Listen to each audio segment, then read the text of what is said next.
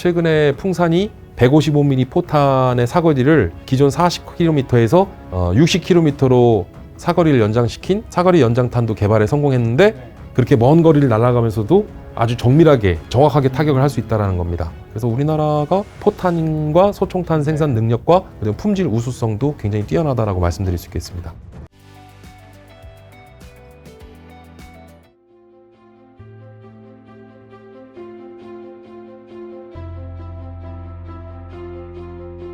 자, 그럼 이제 방위산업도 좀 여쭤보려고 하는데, 전 세계 무기 수출국 1위부터 10위는 대표적으로 좀 어떤 나라들이 있나요? GFP라고 하는 군사력 수준을 평가하는 이제 글로벌 파워의 이름을 올린 국가들과 스톡홀름 국제평화문제연구소라고 하는 시프리라고 하는 기관이 있어요. 그래서 이제 군사력 순위와 그리고 전 세계 무기 수출국가 순위를 비교해 보면 대략 비슷합니다. 네, 그래서 단연 전 세계 최강의 군사력을 보유한 미국이 전 세계 무기 수출 국가 1위에 이름을 올리고 있고요. 그다음에 이제 반대로 무기 수입 국가 중에서 우리가 눈여겨볼 수 있는 게 사우디아라비아가 있어요. 인도. 그래서 종전까지는 사우디아라비아가 매년 전 세계 무기 수입 국가 1위였는데 지난해와 올해 이제 인도가 또 부상을 많이 했죠. 이런 나라들을 특징을 보면 외국산 무기에 의존하는 의존도라든가, 그 다음에 국내 자국 내 무기를 개발해서 이걸 전력화 배치해서 운영하는 그런 비중들이나 이런 것들을 또 들여다보면 좀 흥미로운 부분도 나오기도 해요. 우리나라는 전 세계 무기 수출 국가 9위에 이름을 올리고 있는데 시프리나 국제기구에서 발표하는 무기 수출 국가 순위는요, 단년도 실적 기준이 아니라 과거 최근 5년치를 합산해서 통계를 냅니다. 근데 이 5년은요, 지금 말씀드린 9위라고 하는 순위는 조사 집계 기간마다 좀 상이해요. 시프리나 이런 해외 기관에서는 이제 딜리버리, 그러니까 무기를 컨트랙, 계약해서 납품한 기준을 그 무기 수출 기준으로 잡아요. 근데 우리 한국은요, 우리 정부의 통계 연보를 발간하는 통계 지표상의 통계 기준은 딜리버리 기준이 아니라 컨트랙 기준이에요. 그러니까 계약 수주된 기준이에요. 시점이 달라요. 그래서 이게 정부 통계와 국제기구 발표와 그 다음에 그 발표 대상 연도와 기간이 따라서 단년도 기준도 아니고 5년 기준이기 때문에 순위가 조금씩 상이한데, 대체적으로 우리가 건국 이래 역대급 방산 수출 규모를 기록한 2022년에 폴란드의 대규모 방산 수출이 성공하면서 170억 불 수출을 했죠. 그래서 하나 원화 기준으로 약 21조 원 규모라고 그랬고, 작년에는 조금 못 미친 한 140억 불 정도 했어요. 그리고 올해는 한 200억 불 정도 좀 바라봅니다. 사실은 뭐 방산 얘기하다가 갑자기 이런 얘기해서 좀 그런데, 방산업계에서 최근에 신조어가 생긴 게 방발대발이란 말이 있어요. 무슨 말이에요? 방위산업 발전이 대한민국 발전이다. 그러면서 증권가에서는 이른바 태조 이방원이라는 신조어가 또 생겼는데, 태양광, 조선업, 2차전지, 그 다음에 방위산업과 원전. 그래서 제가 사실은 작년 이맘때, 딱 이맘때 아는 지인분들이 방산주 좀 관심이 있는데 종목을 추천해달라고 그래서 저는 20년 전에 이제 주식 투자를 그만뒀기 때문에 지금 주식을 한 주도 보유하고 있지 않은데, 그때 당시 제가 하나 에어로스페이스는 좀 괜찮을 것 같다. 그리고 또 대장주다. 그래서 한번 관심을 가져보시라 했더니 그때 8만 얼마에 사셨어요. 네, 얼마 전에 20만 원까지 좋았었죠. 네. 그래서 방산주가 굉장히 핫하고요. 그 다음에 LIG 넥스원도 주가가 많이 올랐는데, LIG 넥스원은 지금 현재 국내 방산 주요 4개사 중에 하나 에어로스페이스, LIG 넥스원, 한국항공우주산업 카이, 그리고 현대 로템이 있는데, 이 4개사의 지난해와 지지난해 한 해 동안 해외에서 무기를 수주한 금액이 거의 10조 원대를 육박해요. 그리고 이 방산 주요 4개사의 연평균 매출액을 비교해보면 지난해와 지지난해에 그 연평균 매출액 대비 3배 이상의 수출 실적을 또 달성을 했습니다. 그러니까 이 말은 무슨 뜻이냐면요, 초호황기에 접어든 거예요. 엄청나게 지금 수주가 밀리고 주문이 밀리고 지금 엄청나게 무기 수주를 따오면서, 계약을 따오면서 지금 방금 말씀드린 4개 회사의 주가에 좀 주목할 필요가 있어요. 투자를 고민해 보신다면. 전 세계 한국의 K방산을 찾는 이유는 뭐죠, 그러면? 제일 먼저 아무리 무기가 값싸고 뭐 이래도, 그리고 질 좋고 해도 사실은 적시적기에 제때 공급이 되지 않으면 무용지물이 되지 않습니까? 그래서 신속한 납기 이행 능력도 숨은 비결 중에 하나라고 말씀드리고요. 앞서 말씀드렸던 가격 경쟁력이나 뭐 품질이나 성능 우수성, 뭐 좀 세련된 표현으로 이걸 가성비라고 얘기를 하는데, 단연 가성비도 전 세계에서 손가락을 꼽을 정도로 앞선 경쟁력을 갖고 있죠. 그래서 이 가격 경쟁력과 품질 우수성, 그다음 신속한 계약 이행에 대한 납기 능력이 이 삼박자가 딱 맞아 떨어진 게 오늘날 K방산의 주요 수출 비결과 가장 매력적인 요소라 말씀드릴 수 있겠습니다. 주로 어떤 무기들을 많이 사가고 그런 무기들은 가격대가 어느 정도 되는 거예요? 보통 지상 무기 체계들에 대한 선호가 많은데요. 뭐 오늘날 현대전쟁과 미래전쟁에서는 뭐 재래식 무기의 무용론을 주장하시고 뭐 지상전의 완자라 불리우는 전차를 가리켜 뭐 전차 무용론을 또 주장하시는 분들이 있는데 전혀 그렇지 않고요. 아직까지도 오늘날 현대전쟁에서 이러한 재래식 무기가 전장을 압도하고 있습니다.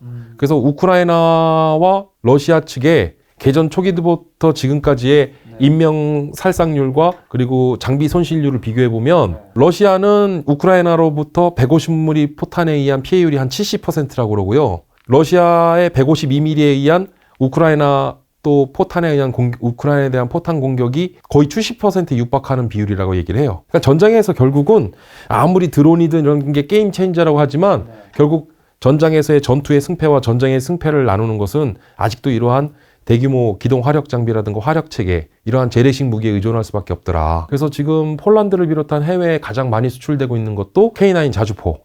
K9 자주포는 K9 썬더인데 1989년에 프로토타입으로 시제 개발이 된 이후로 벌써 만 30년이 넘은 장비입니다. 꾸준히 업그레이드를 해왔고요. 뭐 업계에서는 PIP라고 하는 성능 개량을 통해서 계속 발전을 해왔는데 수주 기준으로만 전 세계에 약 70% 수준에 근접하는 베스트셀러라 불리우는 전 세계 넘버원 자주포가 됐고 우리나라 대표적인 수출 효자 품목 중에 하나죠. 대당 가격은 과거에 한 43억에서 46억 정도 우리 한국군에 납품되던 것이 지금 해외 수출가는 이제 다양한 계약 옵션과 계약 조건들이 있기 때문에 뭐 정확하게 공개하기는 어렵지만 K9 자주포는 대당 한 50억 내외라고 보시면 되겠고요. K2 전차는 K2 흑표 전차. 그래서 55구경장 105mm, 120mm 활공포를 주포로 사용하는데 기존의 K1 전차, 구형 전차에서는 105mm 활강포를 썼었죠.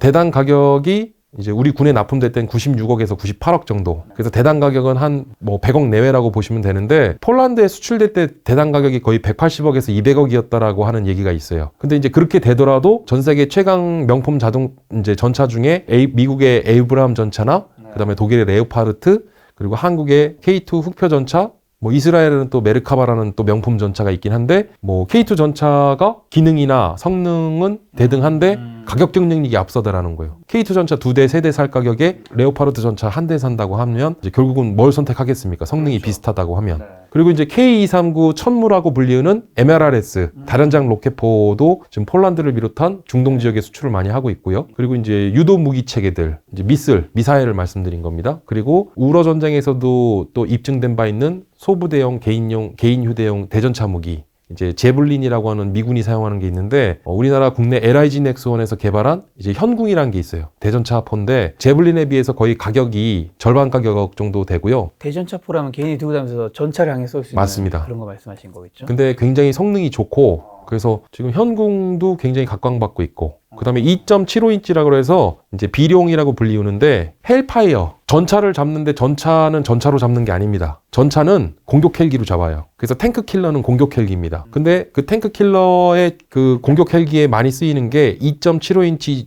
이 헬파이어를 많이 쓰는데 동그란 원통에서 이렇게 미사일이 충충충충 나가는 거 보셨을 거예요.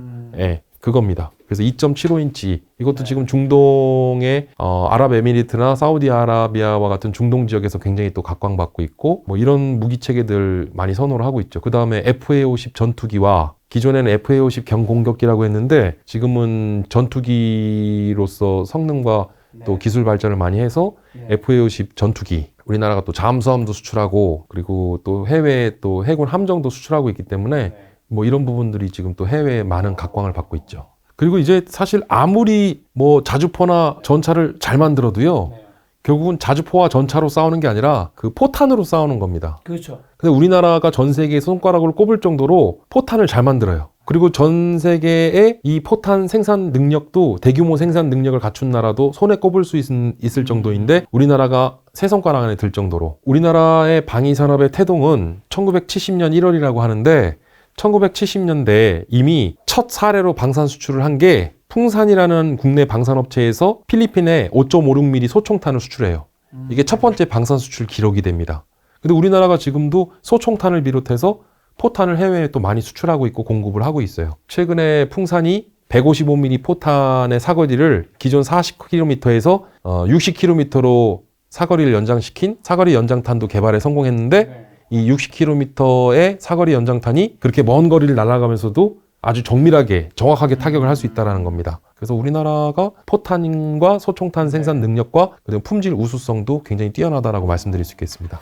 전 세계에서 지금 한국 무기를 굉장히 많이 찾고 있는데 방위산업이 매력적인 이유랑 그리고 방산 수출을 붐해서 또 한국 정부에서 어떤 좀 지원을 해줘야지 이런 것들이 또 더 잘 될 수 있을까요? 무기 산업은요.